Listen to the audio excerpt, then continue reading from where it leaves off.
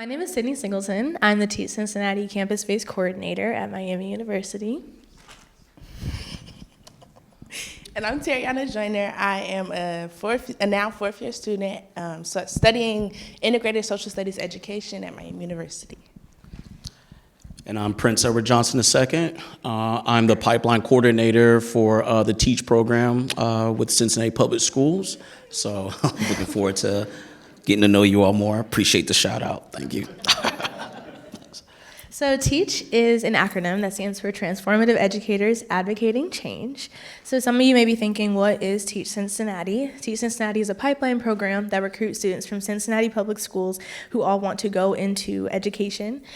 We seek to create a self-sustaining educational ecosystem, as well as addressing the demographic mismatch that we see so prevalent in classrooms today, such as students who cannot see themselves in their teachers, which then affects the way they view themselves and their career, their future. Right? So we work to also serve communities in Cincinnati Public Schools and offer opportunities to support young people to go back to their communities and become licensed educators. The TEACh Cincinnati program addresses the TEACh Cincinnati program addresses the nationwide shortage of teachers, and it helps students like myself who graduated from CPS to attend Miami University as long as they're majoring in education. Go ahead. Oh, okay. Well, we've definitely seen like a lot of expansion with the TEACh program. Currently at this moment, there are about 385 high school students actively participating in the TEACh pipeline program as of May of 2025. And there's various different types of engagements that we have done throughout this whole entire academic year, such as campus visits, at least about twice, I want to say, a semester, thinking about in terms of first quarter, one trip, second quarter, another trip. Also offer college credit courses, which Dr. Zano for sure will talk more about. I was actually one of the kind of like the touch point persons within CPS schools to help our students that are enrolled in the college credit courses, just to make sure that they're understanding the curriculum more and to get them used to more college rigorous work. We also have programs like Summer Scholars, which is specifically tailored to CPS students, which Sydnie and myself will be facilitating this upcoming summer, called Exploring Transformative Education. Really, it's an immersion program to not only encourage students to think about becoming teachers, but also seeing the relationship that education has with social change and interpersonal growth and things like that.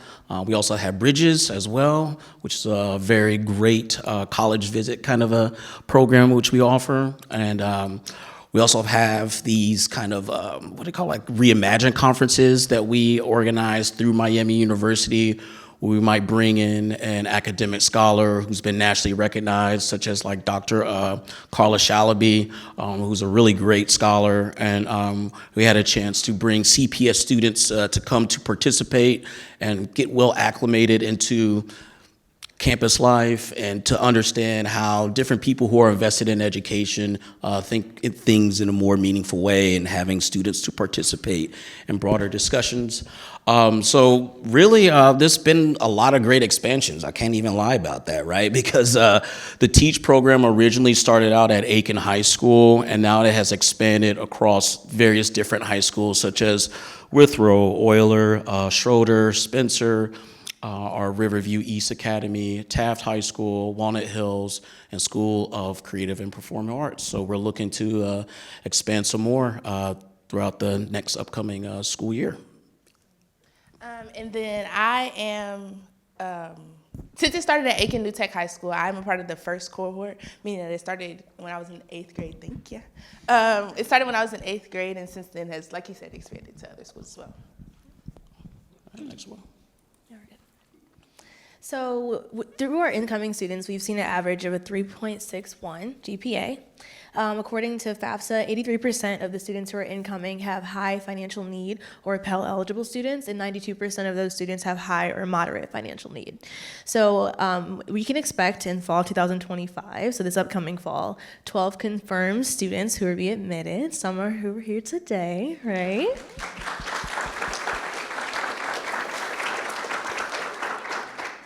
So that brings us to a total of 37 students who will be a part of our TEACh program, including 4 students who are already attending Miami, but they are education majors and they were also seeking additional community at Miami, which they found TEACh, and we were more than happy to welcome them. And then, Prince, you can talk about the literacy lab. Right. So there is a collaboration or a partnership that we have with Cincinnati State and as well as with the Literacy Lab. So the Literacy Lab is an organization where essentially they try to recruit young men in particular into college. Some of them have already been enrolled at Cincinnati State. And so the partnership that we have with Cincinnati State is that the students that are in the Literacy Lab program who are training to become educators, they'll earn their associate's degree while they're at Cincinnati State, and then they can transfer over to Miami where they can continue on with their education just to attend Miami for like 2 years so that they can earn their bachelor's degree. So we actually have about 4 students enrolled in the fall of 2024. 2 students have confirmed for admissions for this upcoming fall of 2025. So it's been really great working with these gentlemen and encouraging them to go into the teacher workforce. And so I'm pretty sure that you'll understand who they are and why they chose to go into education. So. Yeah, and some of them are here today as well. So thank you somewhere for coming. Hey, guys. So on campus, I work as the campus-based coordinator. So what that looks like is that I provide mentorship as well as weekly individualized support for all students in the program. So this looks like weekly one-on-one mentoring sessions where students come to my office and we have time where they can really utilize that time the best way that they see fit, whether that's using it as a study tables time, or they want to talk about what's happening in their classes, or they want to talk about what's happening in their personal life that might be affecting what's happening in their classes, right? Because I graduated from Miami twice, so I got my bachelor's degree and my master's at Miami, both in education. So I'm able to also provide that connection with students so we can talk about things that are, potentially shared experiences with their classes and even just look at the campus all together. So I average about 20 meetings per week. And then also we have our affinity course. So this is our TEACh class that's specific for the TEACh students amongst all cohorts. And the focus of that class is just to build community and peer support for all the students who are coming in. So students like Terry can lean on the student who, is excelling in a class that she might have been struggling in, or she can help a student who's coming in addition to the program, and they can connect and build a relationship that way. So that's what we push for that course, as well as leaning on each other to hold each other accountable academically, right? So it's good to all be in a space and know why you're there. Additionally, we have an 88% retention rate for students who have matriculated to Miami, and we are expecting that to continue to grow as we continue to welcome students to come to Miami. So on campus and actually a little bit off campus, we like to do different events. So pictured here, you'll see welcome back dinner. We have a art making where we did tie-dye of some TEACh merch, as well as a informal dinner and discussion that we had the CPS HR. And then in the top middle, you'll see a picture of the students together. That was actually a student-led TEACh lock-in. Do you want to elaborate on the lock-in? So a couple of students got together and we decided, because the spring semester was really hard for a lot of us, and that's really just being honest. A lot of us were struggling, and we wanted to have time where we didn't have to worry about work at all. So we came together and decided we wanted to do something. And at first we were like, hey, we're gonna do a lock-in. It's like overnight. But then we were like, okay, since we can't do overnight, what if we did something all day? So we had activities that I think almost everybody here came to. So we had activities that were like community building, where we got to know each other. They were fun, engaging. We did like tug of war. Yeah, it was fun. It was a lot of fun. We got to do Sydnie cooked for us. Yep, Sydnie cooked for us. But she would come in and check and make sure we were fine. But we all got to, this is our group meeting where we weren't in a classroom. We weren't at a Miami education building, where we got to get to know each other, and it was fun. I liked it. So yeah. And then also, as Brian elaborated a little bit earlier, we have seen remarkable strides in recognition with our program because we are focused on, building inclusive and effective sustainable pipeline for future educators, right? Especially considering the climate that we're in now, we believe that education is important and there's power in education. And as we'll continue to push, so I'm proud to announce that amongst the 3 cohorts this spring, the cumulative GPA was a 3.03, so that was really, really great to see amongst all the students. And then also we received national recognition as well from the AACTE Association. So that was really great to be in a room where we are surrounded by like-minded individuals who are also passionate about education and about pushing students to think critically and to be world changers. Being at conferences like this was really important for me. Whenever we went, I was so nervous. Me and Janiyah were all walking behind Brian and Sydnie, and it was me and Janiyah were practicing our cards, and we got up there and we went to the room, and it was kind of surprising because I seen faces that I had seen before, and through the Miami TEACh program, they supported me a lot. I put me in rooms with Dr. Tammy and Dr. Zaino where I got to meet a lot of professionals, and so at the conference, I got to see people that I had seen before, and so it helped me become a little more comfortable, and then also being in that room, getting to see people who feel like education needs to be changed and have the same drive as you, and they also look like you, makes a big impact on the students that are coming in as well, because then I'm like, okay, well then I know this is exactly how I felt. Whenever I first came into the TEACh program, I was like, oh my gosh, I see somebody that looked like me. She's doing it. Dr. Rachel was important to me. She was inspired to me. And so then being in rooms like that and knowing that future students are gonna come in and be able to go into rooms like that as well, I feel like that inspiration will keep going, so.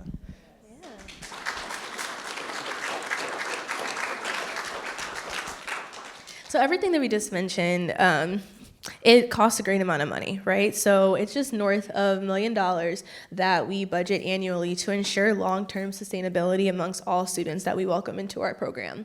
So after you consider what the tuition would be, about $41,000 for students to come to Miami, and then considering the outside scholarships or merit-based scholarships that they receive, which is usually around $20,000, we have a gap of $20,000 per student that we lean to receive scholarships to support. So that totals to be about $800,000 yearly across all cohorts, which is why those scholarships that we receive are so significant, so that we can work to fill those financial gaps for the students that we are actively welcoming into our program. And this is an active project that we have been working on, which is a TEACh flowchart. So we start with considering prospective TEACh students and what steps are taken for them to become current Miami students. So I know that it's really, really tiny. It's not expected for you to read it right now. But it's just showing it's lots of steps, right, for when students come to Miami. And it's really important for us to be able to show students the proper resources and what they need to do next, where they need to go next. So that's what Prince and I have been working on to ensure that we understand the steps that are taken so that we can properly lead the students so they understand what has to happen next and lead them in the right direction. I think that's it. Yeah, Yep. All so that's everything. Thank you. Appreciate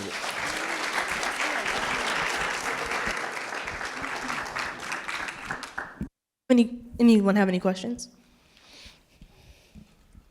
I'll pass the mic. I have a question.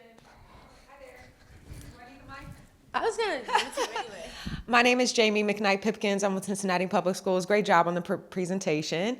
Very curious. Was there anything that you were seeking out from this year? I know that you have a deep relationship with CPS, both with CPS and TEACh, but was there anything that you're looking forward to that you didn't get accomplished this year? Thank you. I think, no, not really. This year I did a lot. I went to California. And that was my first time in California. I went to Costa Rica, and so I got to see education in Costa Rica, and that's different. Yeah. But I got a lot of support through the community within TEACh. I made a lot of new friends. I learned a lot of new lessons. And I feel like the people that I surrounded myself with, especially because the students were trying to make a lot more community this year, I feel like. And I'm saying students because usually it's Sydnie or Dr. Ryan. Like, I feel like the staff are usually making the events or trying to build the community, but I feel like this year it was a little more important for us to build community amongst each other, ourselves. And then I also got to do a lot of stuff that I wanted to do. I was working with Dr. Tammy this semester and last semester as well, but this is my second time doing it, where I got to create events, and that's something I'm interested in, like program directing. So I got to help develop an event with other students from other universities for future teachers in high school and college, and I got to meet a lot of professionals this year. I feel like, no, I really did. I networked a lot this semester, so I think that I got what I needed from this semester, for sure, yeah. Good. Anyone else? Can you share one lesson you learned? You said you learned a lot. So from the first time we did this VOA, my lesson that I had learned then was like don't be scared of failure, because like it's gonna happen. It's about how you respond to it. And then like I was still questioning that. That just, that's how it sounded right. I was like, yeah, I'm not supposed to be scared of failure, because like you're not. It's gonna happen. Like you're gonna fail sometimes, but you got to be able to get back up. But then I kept failing, and I was like, what am I supposed to do? And that's not to say like failing on my class or anything, but like just stuff wasn't getting accomplished, stuff wasn't getting done. And then I'm like, okay, well, who do I reach out to, right? And so I'm going to Sydney, I'm crying. And then like this semester was hard, but I had to realize like, what do I need to do? So I had to sit myself down, like, okay, Terry, you're not doing it right. And so I learned that my experiences will never like look identical to somebody else's experience. And like that's a common like lesson that you're gonna learn, right? But it's really easy to compare yourself to everybody else in the room or try to fight everybody else's battles. And that's how I am. Like, even with the community like we have now, if anybody in the TEACh program have a problem, just come to me, and I promise I'll tell anybody. Like, that's how I am. And so then I'm always like that. And so whenever anybody in the TEACh program, any of the students had any problems, and they would tell me, I was mad. And so, but I didn't realize that I was taking the focus off myself. And so I had to learn, you gotta focus on yourself first. You can't, if you're not okay, then everybody else won't be okay.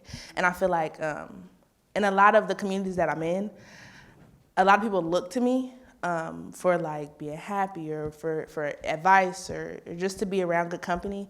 And I started to like fall back from that, meaning like it wasn't fun for me to be around a bunch of people anymore. And that's not me at all, and that's never been me. And so I knew that I had to fix something. So that was definitely a lesson that I learned, that I got to fix myself before I can help everybody else. So, thank you.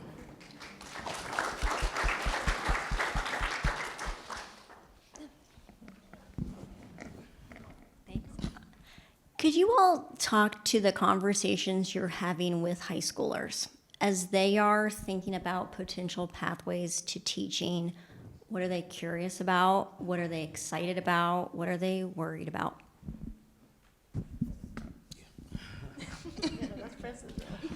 No, that's a really good question. Well, it's a hard sell, right, to try to convince high schoolers to want to become teachers, because like a lot of times they think of teachers as teachers like they've had before, and maybe they don't want to be like, the teachers that don't necessarily match their demographics and things like that. So that was really hard at first, but the more that we started getting into like the CCP courses and the contents and things like that, the more that they're able to make their own meanings around what education really can be like for them. And then sharing my own personal stories. Like, I'm a product of Cincinnati Public Schools myself. I've been an elementary school teacher, teaching abroad, teaching here in Cincinnati for years. And I think, through my lived experiences and then also connecting education to social change, interpersonal change and things like that, it became a lot more clear, and it was posed as a really good option though for them. And and a lot of times, high school students and CPS are being bombarded really by a lot of different types of options, whether it be, going into the military or going into trade and things like that, because the cost of tuition to go to university, it's absurd, number one. And then, also too, they really are just trying to figure out the best life path, for them. So I try to communicate to them the type of work-life balance lifestyle that they could have within education, and the meaningful impact that they could actually make in the community. So like they don't have to stay in the classroom necessarily for years, like even myself, right? Like I'm a doctoral student, university instructor and things like that. So there's many different avenues that one can take into education. So I try to frame education as like their public service that they can do to the community, right? Especially in the teacher training program. So instead of going to the military or whatever, you can look at the TEACh program as a way of doing public social services. And you can use your year where you're, in education, or not in education, where you're at Miami, you don't have to pay for tuition or anything else like that. And you can fund your master's program much more easier. You don't have to be tied down to debt like your boy over here. So that's how I really kind of frame those kind of discussions. But really just trying to instill on the students a little bit of discernment, right? Like, what are your values? Do they align with education, yes or no? And majority of the time, it's definitely a yes. So hopefully I answered your question. So.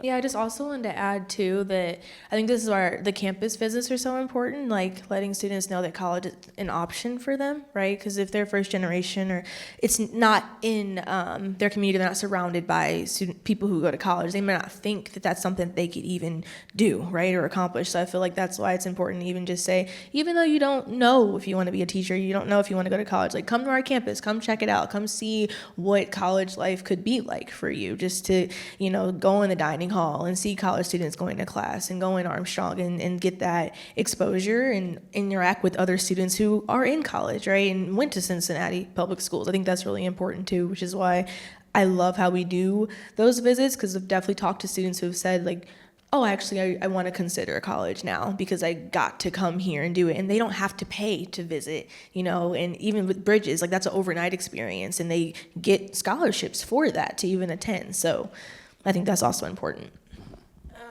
We do have 2 students in the room, if you guys would like to speak. No pressure at all. But I did want to speak to what Sydnie was saying, the same thing. Before I came here, I wasn't planning to be a teacher at all. Yeah. Okay, but I wasn't planning to be a teacher at all, so it wasn't like the first thing on my mind. But the stuff that we went through, like the summer scholars program, we stayed there for a week. I think a couple other groups stayed there for 2 weeks. That was good to see the campus. We got familiar with it, and then just like having Prince in the room with these students, we had Dr. Nathaniel Bryan and Dr. Rachel McMillan, and so getting to see those people in the classroom is not normal. So you really start to build a relationship with them, especially because they're not there like your everyday teachers. Yeah. Okay, there's 3. Do you guys want to know? Yeah. No? Okay, your experience. How do you think that TEACh is beneficial for you? I'd probably say the person that made me want to be a teacher is his name was Mr. Evans. He was like my first, colored teacher that did history. So just seeing like how he spoke to us even when we wasn't in the mood or anything we had going on down there, he'd just help us instead of like just kicking us out, because we all got teachers. It's all teachers like that. They just be irritating. But I started thinking more about teaching coming to Miami because of Mr. Turner, because he told us like all the stuff that he done been through before he came to college, while he was going through college. So we were just like making fun of him. So now we here, and he just gave us like a real good eye opener of what to do, what to look for in the college, how the teacher's gonna be. How he just be sitting down playing the game, not teach. But we'll talk about that a different day. But we just appreciate Mr. Turner and him looking out for us. I got into TEACh because of Mr. Turner. He just told us to sign up one day, and I did. And when I went to the class, I had met Prince, and he was like the real reason why I wanted to become a teacher. It was like every conversation, every time he came, like it was interesting. So it was like my main reason I wanted to go to school was to just go to that class, and I think that was really cool.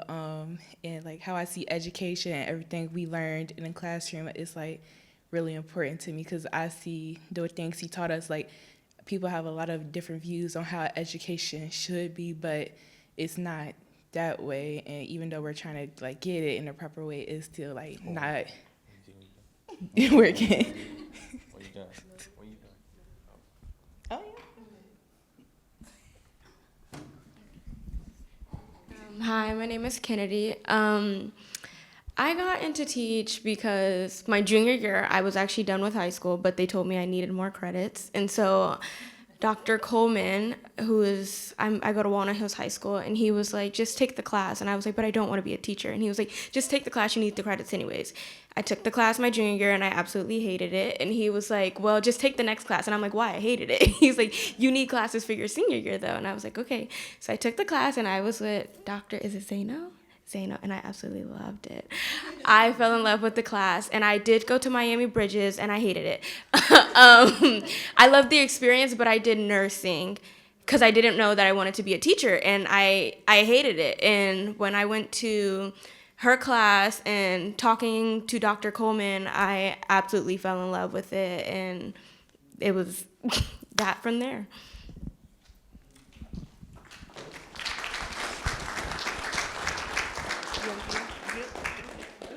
My bad.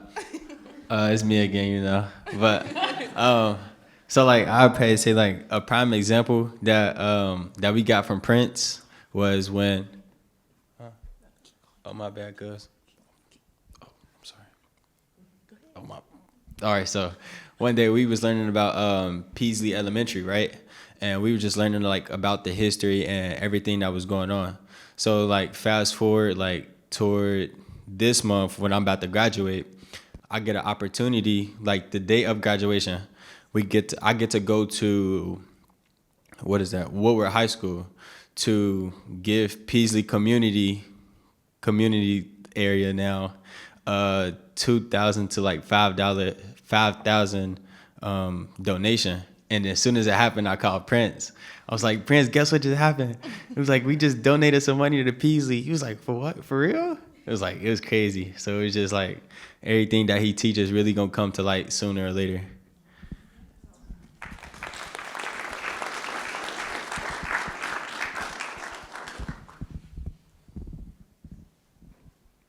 Also, I think that with the connection now with the urban cohort and Miami TEACh, I think that's been like it's been really different for me.